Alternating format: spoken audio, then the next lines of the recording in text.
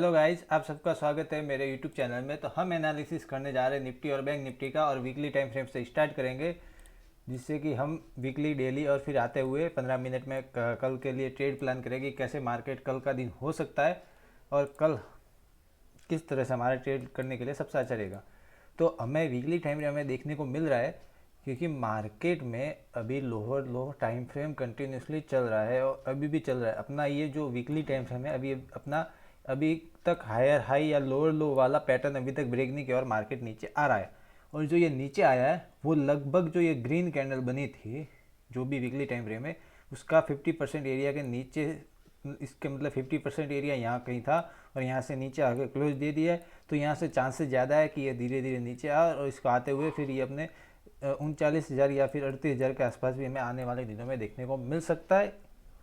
तो ये weekly time frame हमें बता रहा है मार्केट मतलब बहुत ज़्यादा बेरिश हो चुका है अभी। डेली टाइम फ्रेम भी हमें देखेंगे तो हमें गैप डाउन यहाँ पे बीच में देखने को मिला है, जो कि काफ़ी बड़ा गैप डाउन था। गैप डाउन के बाद भी फिर मार्केट फॉल हुआ है। तो अब यहाँ पे ये एक ब्रेक अवे गैप बन चुका है। तो यहाँ पे पॉसिबिलिटी ज़्यादा है कि यहाँ पे मार्केट या तो फिर ऊपर जाके इस तरह से गिरेगा या फिर इसको ब्रेक डाउन देके इस तरह से गिर सकता है। तो ये दोनों मेथड से नीचे गिर सकता है। तो हम क्या करेंगे, जब भी ये स्विंग ब्रेक होगा, मतलब जो ये वाला स्विंग है वो ब्रेक होगा, तब हम सेल कर सकते हैं और एक अच्छा खासा मोमेंट हमें देखने को मिलेगा डाउन साइड। मार्केट या आने के बाद फिर यहाँ से अगर इसके नीचे निकल गया तो फिर यहाँ से एक बड़ा फॉल भी हमें देखने को मिल सकता है।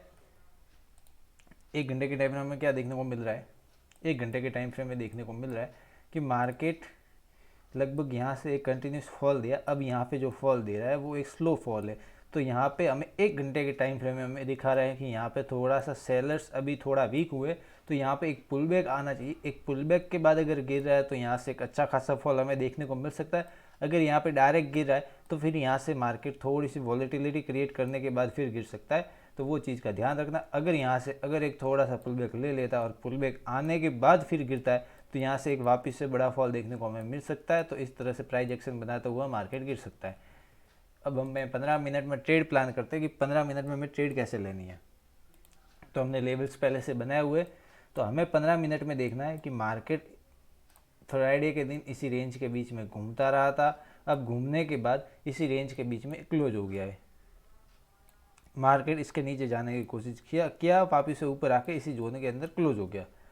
तो अब क्या करेंगे, जब तक कि मार्केट इसी रेंज के अंदर खुलने के बाद ये जोन के नीचे कैंडल क्लोज नहीं देता, हम शॉर्ट एंट्री नहीं देखेंगे। इस जोन के अगर नीचे 15 मिनट की कैंडल या 5 मिनट की कैंडल इसके नीचे क्लोज दे तो फिर हम एक शॉर्ट एंट्री देख सकते हैं और हमारा टारगेट होगा 40,080 का। इसके नीचे आ रहा है तो फिर 39,800 के आसपास हमें डाउन साइड का टारगेट देखने को मिल सकता है बैंक निफ्टी में।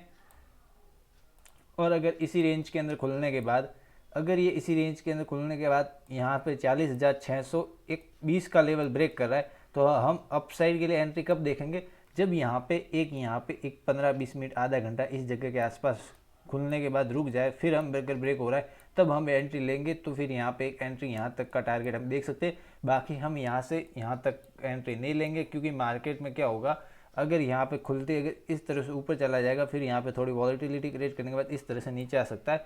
तो हम क्या करेंगे, वेट करेंगे। अगर ये यहाँ पे एक 15-20 मिनट आधा घंटा रुकने के बाद दे रहा है तो यहाँ पे एक अच्छा खासा ब्रेकआउट देखने को मिलेगा और हमारा पहला टारगेट ये होगा। अगर यहाँ पे थोड़ा प्राइस एक्शन बनाते हुए निकल गया तो फिर हमें गैप फिल होता हुआ देखने को मिल सकता है। बाकी हम इस जगह के अंदर अवॉइड करेंगे, क्योंकि मार्केट फिर यहाँ पे इसी एरिया से ब्रेक अवे गैप से वापस से रिजेक्शन लेके एक डाउनफॉल भी देखने को मिल सकता है। तो उस चीज़ का ध्यान रखना।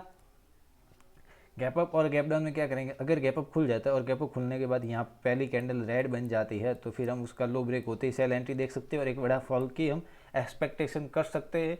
या फिर यहाँ पे या गैप फिल तक का पहला टारगेट लेंगे, फिर यहाँ पे अगर देखेंगे अगर वॉलेटिलिटी हो रही है तो अवॉइड करेंगे हम। और अगर यहाँ पे डायरेक्ट इस तरह से प्राइस एक्शन बनाते हुए नीचे जा रहा है तो फिर यहाँ पे एक बड़ा फॉल हमें एक्सपेक्ट देखने को मिल जाएगा इस तरह से।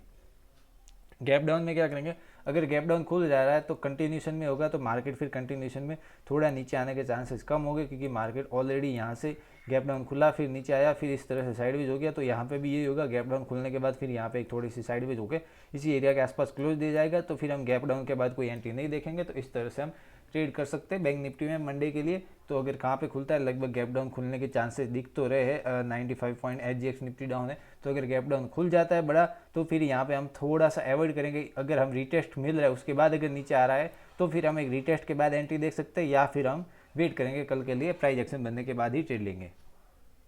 अब आ जाते हैं निफ्टी में। निफ्टी वीकली टाइम फ्रेम में खोल देते और निफ्टी वीकली टाइम फ्रेम के अंदर भी लोअर लो फॉर्म करता हुआ, लोअर हाई लोअर लो फॉर्म करता हुआ नीचे आ रहा है मार्केट लगभग, और अपने लो से थोड़ा सा ऊपर है। अगर ये इसका लो ब्रेक कर देता है तो वापस एक फॉल देखने को मिल जाएगा और ये 17,000 के आसपास हमें देखने को मिल जाएगा। और मार्केट यहाँ पे एक अच्छा खासा यहाँ पे फॉल मतलब एक इस तरह का पैटर्न बना रहा है। तो मार्केट में मुझे ये बड़े टाइम फ्रेम में तो बुलिश दिख रहा है, बट अभी छोटे टाइम फ्रेम के हिसाब से ये बेरिश है, क्योंकि मार्केट में अब ये टाइम फ्रेम तो वीकली टाइम फ्रेम और वीकली टाइम फ्रेम में ये मतलब ब्रेकआउट आना एक वीक की बात या एक महीने की बात होती है, क्योंकि यहाँ पे 2-3 कैंडल बनती है तब आधा महीना चला जाता है। तो इस हिसाब से अगर हमें यहाँ पे एक बड़ा ब्रेकआउट देखने को मिलेगा तो फिर यहाँ से वापस से और ऊपर इस तरह से ऊपर जाते हुए देखने को मिल सकता है। बाकी के लिए ये मार्केट धीरे धीरे नीचे आता जाएगा। अब ये कितना बड़ा फ्लैग बन सकता है वो हमें कुछ कह नहीं सकते, या फिर यहाँ से नीचे भी गिर सकता है, कोई फिक्स नहीं होता है। तो उसके लिए हम यहाँ पे अगर ये इस तरह का ब्रेकआउट देखने को मिल गया आने वाले दिनों या हफ्ते के अंदर, तो फिर हम सोचेंगे ये कि एक फ्लैग का ब्रेकआउट है और यहाँ से जो ये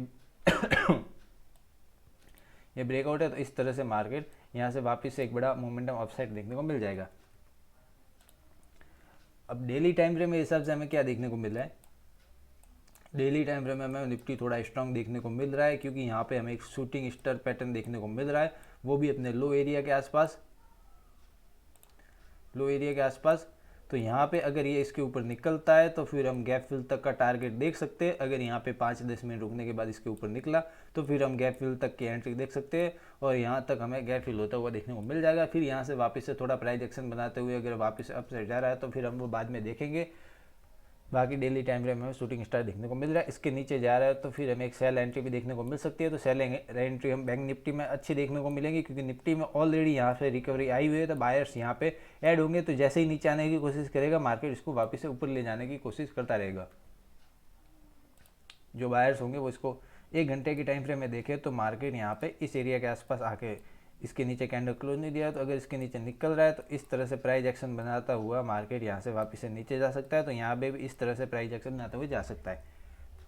अब आ जाते हैं 15 मिनट में, और जो लेवल्स है वो, तो लेवल्स में हमने देखने को मिल रहा है कि अगर बैंक निफ्टी इसी रेंज के अंदर खुलने के बाद 5-10 मिनट अगर रुक जाता है और रुकने के बाद इसके ऊपर निकल रहा है, तो हमारा पहला टारगेट होगा 17,500 का राउंड लेवल। अगर इसके ऊपर निकल जाता है प्राइस एक्शन बनाते हुए तो फिर हमें गैप फिल होता हुआ देखने को मिल सकता है निफ्टी के अंदर। और अगर इसी रेंज के अंदर खुलने के बाद ये 17,375 के ऊपर अगर नीचे 5 मिनट की कैंडल क्लोज देती है तो हम एक छोटी सी रिस्क लेके एंट्री देख सकते हैं। बट यहाँ पे 5-10 मिनट रुकना चाहिए। अगर डायरेक्ट इस तरह से जा रहा है तो फिर हम एंट्री नहीं लेंगे, तो फिर हम एंट्री इसके नीचे ले सकते हैं। ये जो लास्ट स्विंग है इसके नीचे एंट्री देख सकते हैं। इसके नीचे एंट्री देखेंगे और हमारा टारगेट होगा 17,331 का। अगर इसके नीचे निकल रहा है, इसके नीचे 15 मिनट की कैंडल क्लोज दे दिया तो फिर हमें 17,261 के आसपास हमें निफ्टी डाउन साइड आता हुआ देखने को मिल सकता है। और अगर अप साइड जा रहा है तो इस तरह से अप साइड भी देख सकते हैं। और गैप अप और गैप डाउन में क्या करेंगे, अगर गैप डाउन खुल जाता है तो फिर हम यहाँ पे वेट करेंगे। अगर इस एरिया के आसपास 15-20 मिनट के बाद अगर ब्रेकआउट देता है या फिर 15 मिनट की कैंडल इसके नीचे क्लोज देती है और एक छोटा सा स्टॉप लॉस मिल जाता है तो फिर हम एक सेल साइड एंट्री देख सकते हैं। बड़ा स्टॉप लॉस में हम अवॉइड करेंगे। गैप अप में क्या करेंगे, गैप अप में हम देखेंगे अगर गैप अप में अगर ये एक कोई पैटर्न बना देता है यार, गैप अप खुलते ही एक रेड कैंडल बना देता है और उसका लो ब्रेक कर देता है तो फिर हम एक सेल साइड एंट्री देख सकते हैं। और अगर गैप अप खुलने के बाद थोड़ी सी वॉलेटिलिटी क्रिएट करेगा तो फिर हम यहाँ पे अवॉइड करेंगे। गैप अप खुलने के बाद यहाँ पे फिर मार्केट थोड़ा वॉलेटाइल हो सकता है। तो इस तरह से हम निफ्टी और बैंक निफ्टी में ट्रेड कर सकते हैं। अगर वीडियो पसंद आए तो वीडियो को लाइक कर देना और डेली एनालिसिस के लिए सब्सक्राइब कर देना।